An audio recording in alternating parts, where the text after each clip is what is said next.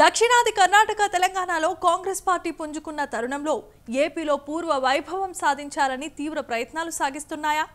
AP కాంగ్రెస్లోకి షర్మిల వస్తున్నట్లు వార్తలు వస్తోన్న నేపథ్యంలో మంత్రి బొత్స సత్యనారాయణ చేసిన వ్యాఖ్యలేంటి? బొత్స సత్యనారాయణ చంద్రబాబునే టార్గెట్ చేశారా?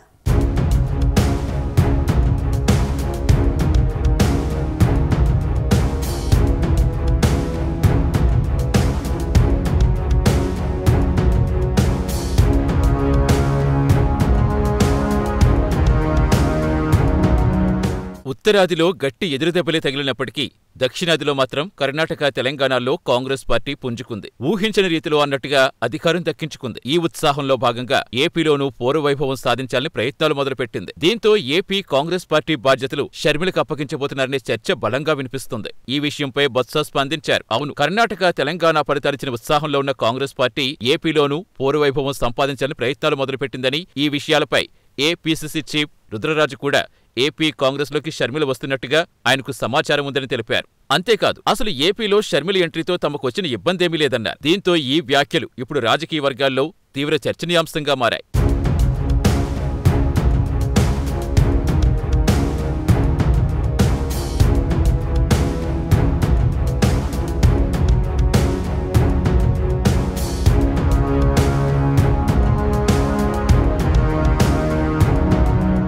ఇక వచ్చే ఎన్నికల్లో జనసేన, టీడీపీ కూటమిగా బరిలోకి దిగుతుంటే వైసీపీ ఒంటరిగా పోటీ చేస్తోంది. విపక్షాలు ఎవరెవరు కలిసి పోటీ చేస్తారనేది ఇప్పటికీ సస్పెన్స్ గానే ఉంది. ప్రత్యక్షంగా అయినా పరోక్షంగా అయినా విపక్షాలన్నీ కలిసే ప్రయాణం చేస్తాయనే కామెంట్స్ వినిపిస్తున్నాయి. ఇక ఇలాంటి పరిస్థితుల్లో ఏపీ కాంగ్రెస్ బాధ్యతలు తీసుకుని షర్మిల ఎలాంటి రాజకీయం చేయబోతున్నారనేది ఆసక్తిగా మారింది. అయితే ఏపీ కాంగ్రెస్ లోకి షర్మిల రావటం వల్ల ఏమీ జరిగిపోదని బొత్స సత్యనారాయణ జోస్యం చెప్పారు. అంతేకాదు, ఆమె వల్ల అసలు వైసీపీకి ఎలాంటి నష్టం లేదని, తమ పార్టీ పటిష్టంగా ఉందని బొత్స స్పష్టం చేస్తున్నారు.